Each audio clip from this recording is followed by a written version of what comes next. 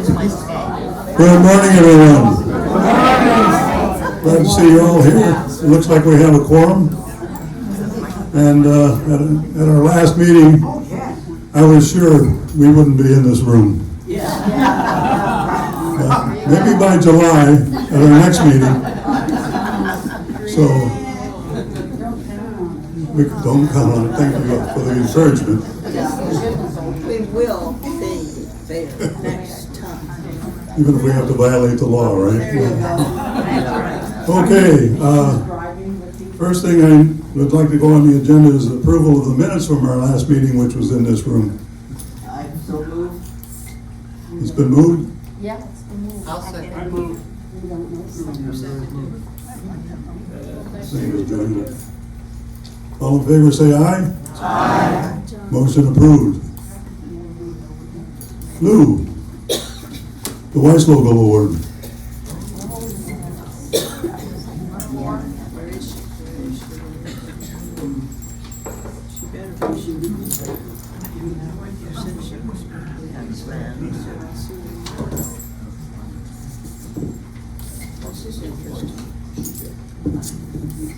Good morning. She's hiding. The Roro Board is always looking for ways to recognize residents for good works in our UDCO's community. To that end, the board established an award to be specifically to honor individual or individuals who really make life better for you and me. It's awarded each January in the annual meeting of Roro to a resident or residents, and here's the catchwords, for sustained exemplary contributions in the quality of life at Regency Oaks for their residents. It's called the Weiss Vogel Award in honor of the first residents, Lou, myself, and my late wife, Gail. Past winners were myself and my late wife in 2015, the late Bill Clark in 2016, Eleanor Fenn in 2017, Margaret Henry in 2018, Johann Gussick in 2019, Fred Green in 2020, is Fred here? Fred back there. Harry Vogel, who's no longer, he moved away, and Robin Graham in 2022. Is she here? Okay, good. I want to make it clear that to some people it's confusing. I don't pick the winner. It's an anonymous committee. All I do is facilitate the process of getting together the anonymous committee and handling the paperwork. This year we were very fortunate in that we had a large number of nominees. They were Ron Carter, Mary Ellen and Fred Gardner, Andrea Hagner, Don and Norma Jean Infante, Muriel Colossus, Bill Lewis, Valerie McAllister, Judy Studebaker, Ann Shira, Chris Swanson, Carol Timmons, Jean Twait, and Hazel Vernon. I'd like those people just to stand up and let's give them applause if they're there.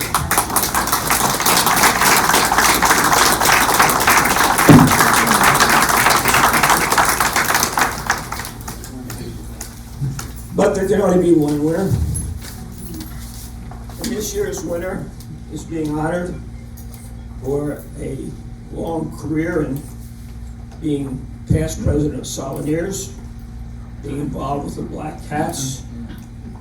Person's written and directed and acted in plays, been involved with Because We Care, dealing with shut-ins, dealing with the monthly birthday parties in the North Building, decorating the wing, and being involved in making Afghans for Sylvan. The only thing I'm disappointed in presenting this award is I was in one of her plays. I was a doctor. Mike Twait, Colonel Twait was the patient, and I was a cardiologist, and I really wanted to be a proctologist.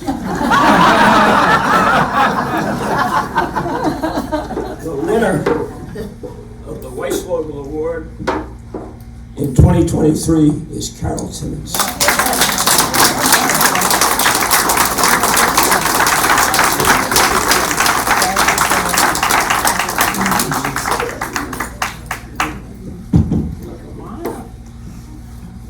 on around this way. Oh, right, I guess not. I don't want you to hide behind the lectern. Your name goes on here. There it is. Hey, Carol. Carol, need you? Get her, not me. Well, I'm sorry you're both there, and then I need to get Carol by herself. Yeah, Lou get in there too.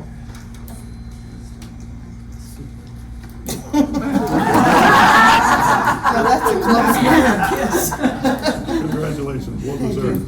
Thank you very much. Thank you. I would just like to say thank you very much.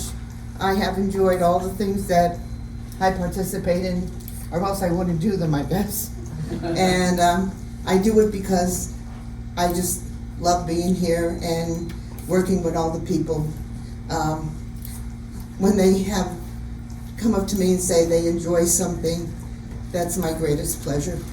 And I hope to continue doing what I've been doing. So thank you all. I really appreciate your honor. Thank you.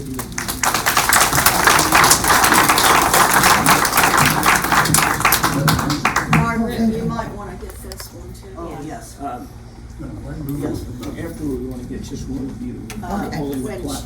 After the meeting. Okay, but I want this one too. You're right in front of the recording behind you. Oh, sorry about that.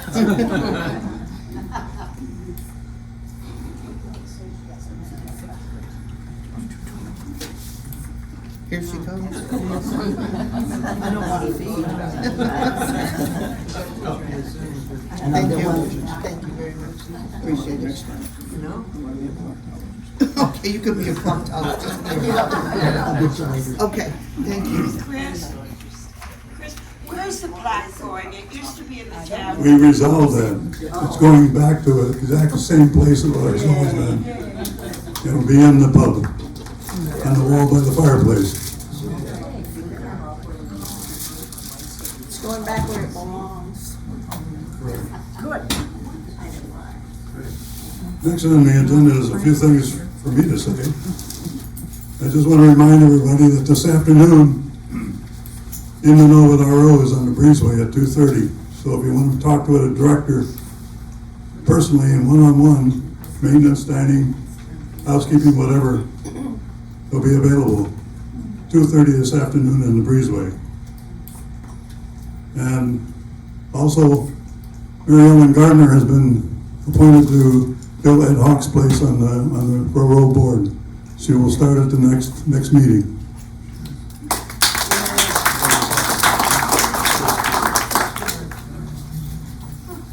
And one thing too about, I can't do anything without saying something about the garden.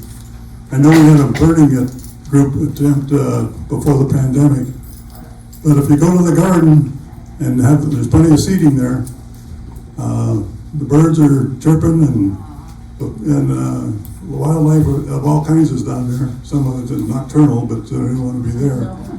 But Sue and I saw bluebirds near the garden. And of course, there's cardinals down there, mockingbirds, and crows. But if you just want to come and sit, it's quite peaceful, except on Monday morning when the lawnmowers go up. So please take the opportunity to walk down and have a set.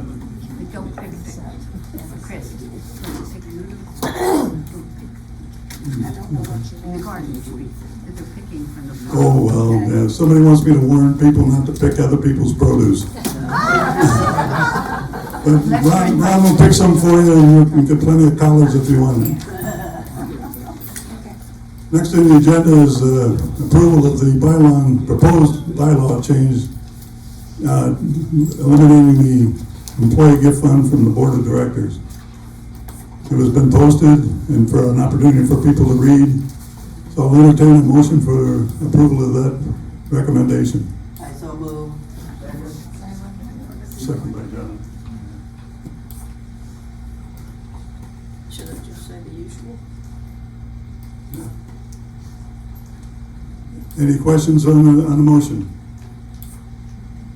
If not, all those that approve say aye. Aye. Opposed? One no. One, no? Then we'll move on. Well, before we move on, because of the changes, we'd have one director without a committee, and we replaced Ed Hawks.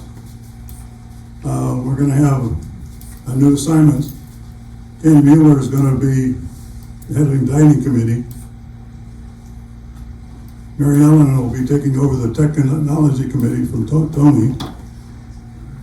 Tony's moving to health and safety, and Chet will have buildings and grounds starting next month. So with that, we'll move right to committee updates. You want to start, Tandy? Sure.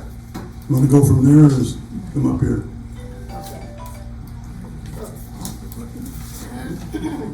Candy was going to be giving Tony's report also, so she'll give two reports.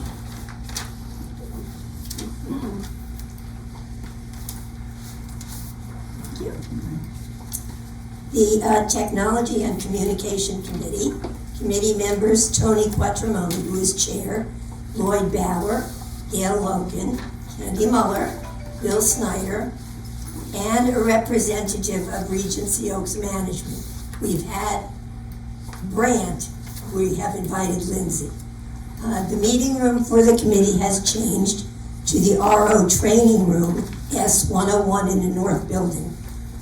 Excuse me, the room provides an interactive large screen capability for training. Meetings of the committee are held on the second Tuesday of the month at 2 p.m. Committee members continue to assist residents on a host of problems with mobile phones, tablets, and personal computers. However, difficulty in providing immediate assistance drove the committee to establish learning labs. A learning lab has been hosted by Mike Murphy on Excel spreadsheet applications and will be held at the end of this month, and also Excel learning labs, and we've also had phone learning labs for Android and iPhone. And additional labs will be added throughout the remainder of the year. That's the Technology and Communication Committee. Do you want me to do mine? Employee Gift Fund. Members of the Employee Gift Fund, Rita Ames, Mary Ellen Bader, Ellen Finn, Robin Graham, Andrea Hagner, Norma Jean Infante, Bev Kootenai, Carolyn Montgomery, and Candy Muller. We've done two things this quarter. May not sound like much, but it's been a long road to hoe, and we have finally been able to establish a Florida LLC, which is a limited liability company. So everything that the Employee Gift Fund does will go through the Residents of Regency Oaks Employee Gift Fund LLC. And the other thing that we've done, which is also a long road to hoe, is updated our bookkeeping process. Everything will now be electronic. Data entry, check writing, everything will be there, and reports will be much easier to pull out. And we've also added new members who I've already acknowledged. Any questions? Thank you. Lou.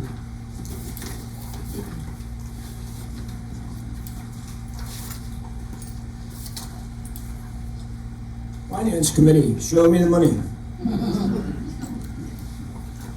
Committee consists of Bobby Boucher, Marie Bishop, Mike Cohen, Fred Green, Don Hamilton, Bill Muscadini, C.L. Wilmot, and myself, and of course Sherry Shitcho, Financial Director.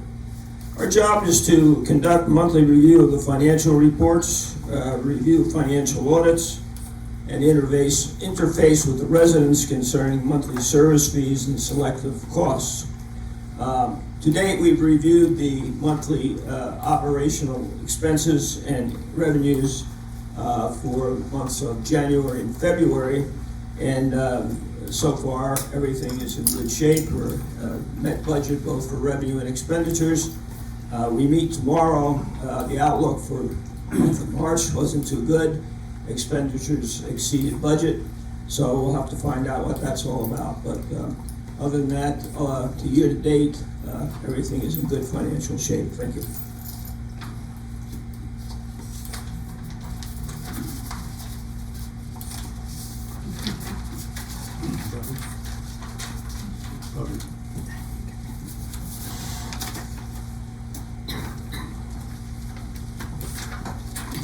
You don't get up as easy as you used to do. I don't bounce right up anymore. This will be my last report month to you people for the dining committee, since Candy Mueller, beginning May 1st, will be the chairperson of the dining committee. And I have enough to do with shuffling papers, so I'm not going to have a committee, and I really appreciate that. The committee members are Margaret Hendry, Candy Mueller, Brenda Jones, Judy Studebaker, Edie James, Linda Rudiger, Tammy Maurice, Pam DiMarino, Ricky Bowker, John Hubbs, Phil Surt, and I will remain on the committee. The meal of the day rules are being enforced. As many of you read about the yellow notice in the Oaks last week or week before last, have been a little bit effective already. A couple of people have received those, not happy about it, but then came back a day later and apologized to Ricky because admitted they were wrong and said, "I won't happen again." So the goal is for it to not happen again. The omelet stations for Sunday brunch in the dining room, we've got those going as of March 26th. Seems to be well received by the residents. The pub is now open on Saturdays, beginning April 1st, so I think most of you are happy about that. Gourmet meals on Wednesdays continue with a menu change every 6 weeks. Remember that each resident may only attend one time in each 6-week cycle. We've had special dinners for New Year's Day, Valentine's Day, Passover, Easter brunch in the park, enchanted evening, wine pairing dinner, and cocktail parties monthly. The wine and beer clubs continue to flourish.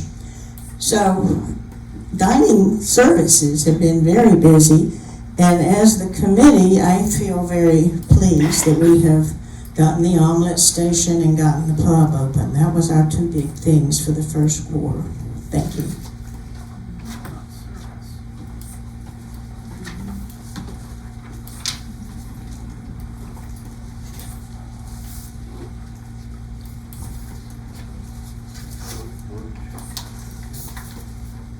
I'm Judy Studebaker. I chair the Roro Sales and Marketing Committee, and we work closely with the Sales and Marketing Director, and this year we're working closely with Amy Wall, who is the Regional Sales and Marketing Chairperson.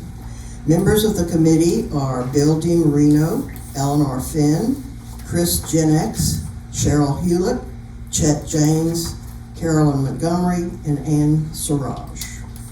And hip hip hooray, hip hip hooray. For the first time in over a year, Sales and Marketing has met the quota of 17 sales in the first quarter. And they deserve a big hand for that. As many of you know, Perry Goodbar resigned as Sales and Marketing Director. His mother, who lives in Virginia, isn't doing well, and he has moved there to help her, take care of her. The position is in the process of being filled. Lindsay has had some interviews, but has not made a selection yet. We all agree we need more than a warm body filling this position. At Amy Wall's suggestion, we won't be meeting again until there is a new director. Sales counselors have been asked to provide a short bio about new people moving in, so ambassador guides have reference points to start conversations with them. Safety issues need to be stressed to prospects. How we are always okay during hurricanes, etc., with food and water provided.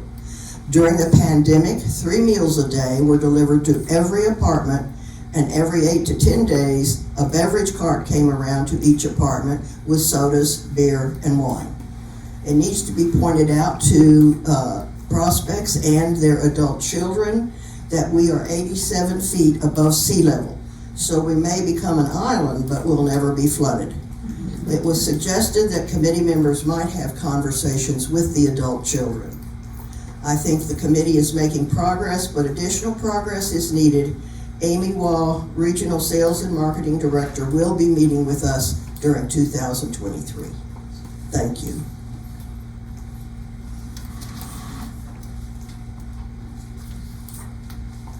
I don't pop up It's not a contest. All right, this is a report on the Resident Activities Committee. Our committee members are Mary Ellen Bader, Mary Ellen Gardner, Ann Tanner, Judy Collins, Betty Egray, Millie Diaz, Mike Murphy, Bill Moscardini, Lorraine Moscardini, and myself, Andrea Hagner. We lost 2 committee members this quarter. Rita Singer has moved back to New Jersey, and Betty Lou McKay asked to resign for health reasons. Which means there are 2 openings on the committee. If anybody is interested, contact me. It's a working committee. We work hard. Our committee basically is focused on helping Ginger and Samantha put together a myriad of programs. You can see how full our calendar is. You can barely read it most of the time. There is no excuse for anyone being bored. This quarter we presented life experience programs. They included at LaFay's Geological Career and Martin and Ellen's Amazon Adventure and Terry Christensen's research on historic letters. The Historical Society had to postpone the session about Florida crackers, but we had a fascinating virtual tour of Ybor City last week. Music and dance nights continue, and last week we tried karaoke. It was pretty well received. We will probably repeat it monthly. Great courses and great decisions are both up and running. Attendance has been good at both. Vogel chords are back in action. Johanna is teaching art. And last month, the Getting to Know You coffees were relaunched. New residents introduced themselves to representatives of a lot of different activities over coffee and Danish. There's a backlog of residents who have moved in over the past year, so it will take a while to greet them all. A group of residents asked about golf, so Ginger is facilitating a way for them to play together. Anyone with a good idea who is willing to help can suggest an activity, and Ginger and Sam do their best to make it happen. A big project the committee took on this quarter was an activities survey. Mary Ellen Gardner's been spearheading this, and she's put together a really good 2-page survey. Yeah, it's 2 pages back to back, but it's still a good compact survey.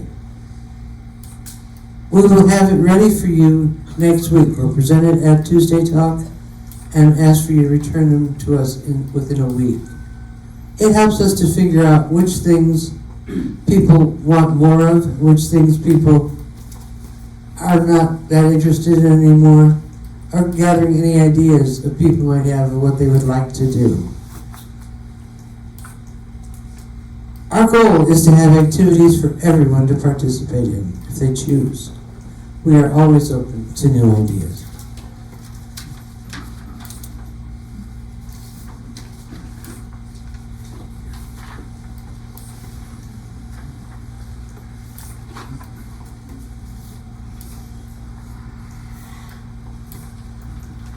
Good morning, Chet James, Health and Safety Committee. Members are John Bergman, Millie Diaz, Susan Haverty, Karen Lee, and Toby Shugart. Staff members are Leslie Haas and Kristen Sankowitz. The first part of this year, we did an evaluation of emergency buttons around the perimeter. They all work fine, okay? Your emergency button will work anywhere on site as long as you're inside the walls. CPR training was completed for staff. And we added emergency pool cords in the pool area and in both men and women's locker rooms. We got a mandate to restart recycling. I have appointed an ad hoc committee. It's headed by Jim Bader. Its members are Kristen Swanson, Robin Graham, Candy Mueller, and Charlene Ansel. That committee has started, and that will be ongoing.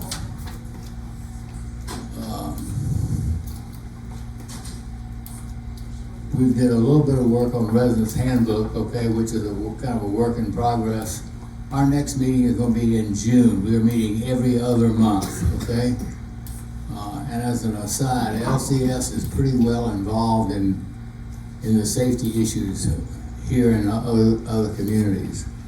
So most of the work we've done previously is worried about physical safety around the community, and it involves capital dollars, and we don't have any really feedback on that yet.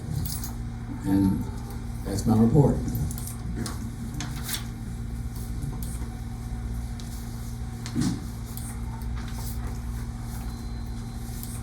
I get to do the building and grounds,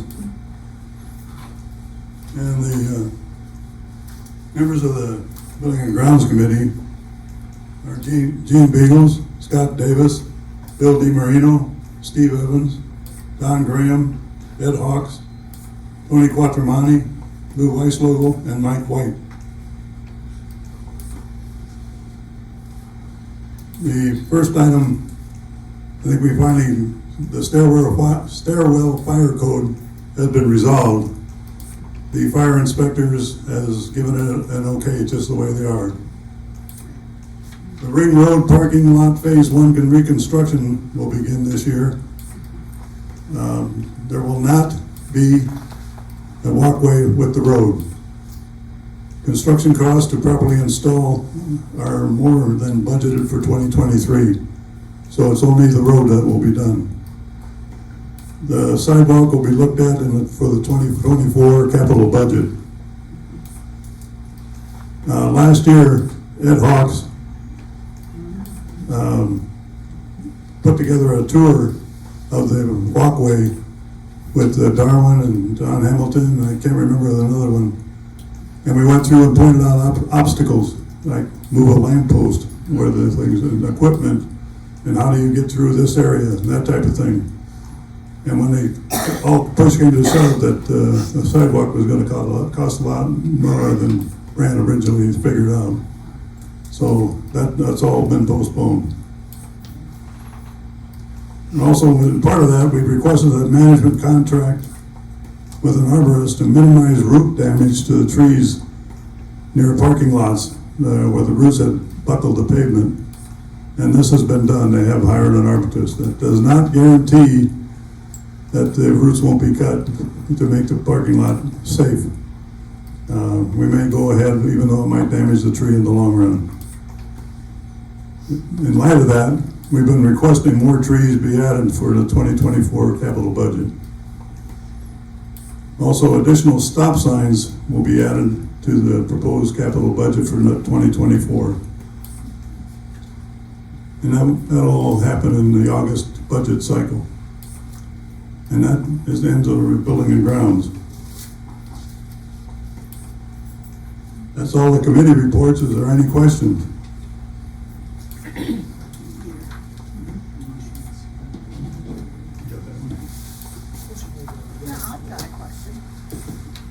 All right, we got one. Chief, nobody has any questions? Chris, I'd like to hear a healthy discussion about the role of the governing board, the role of standing committees with the overall dynamics of our association. The way I see it is that the governing board has oversight responsibility with management, which means you hold management accountable for delivery of services to the residents. Now, if that's not it, because I don't see a serious oversight accountability with management?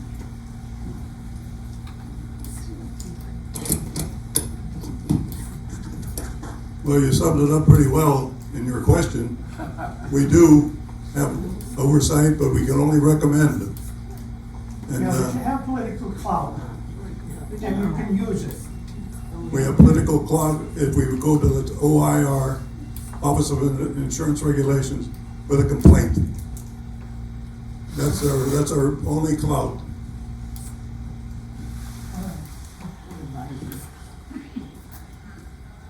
But we can still, we have a lot of proposals that are adopted. We have some clout because we also are the marketers for this place.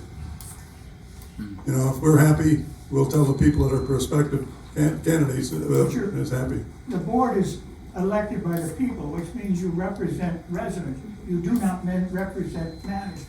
That's correct.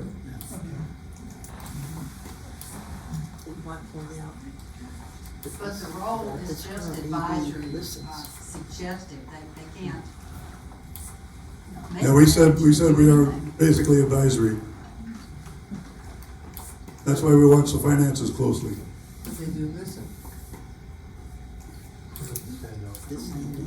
Valerie McAllister, you said that the buttons or the necklaces that we wear only cover inside the buildings? No, inside the fence, I'm sorry?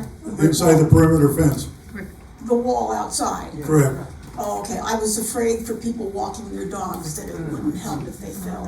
And we've tested it clear from the backyard by the garden fence all the way up to the brick wall in the front. Thank you.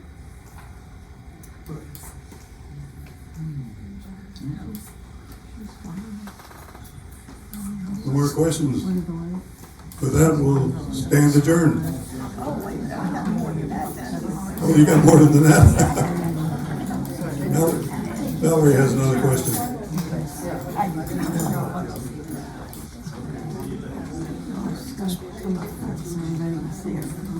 I've been sick since before November, and with problems with my ducts, I'm sorry.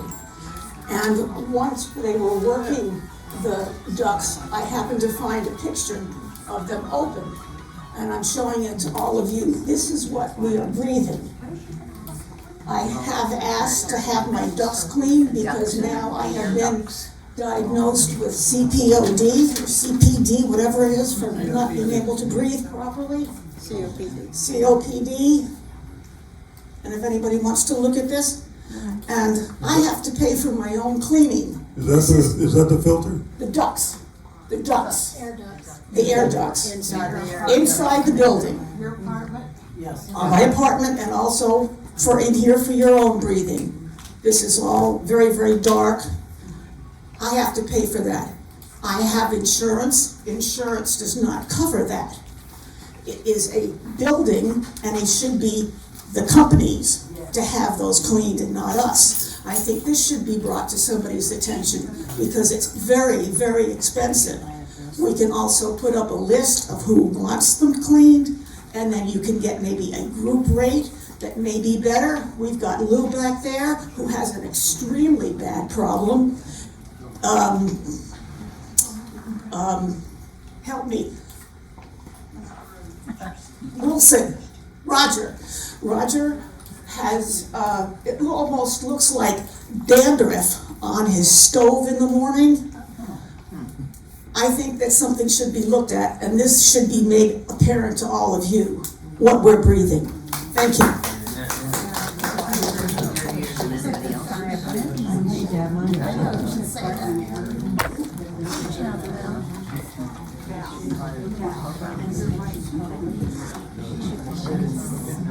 Well, the building committee will take that up and see how extensive the problem is.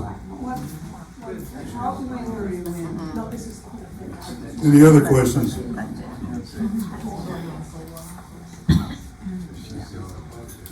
Going once, going twice. We are adjourned.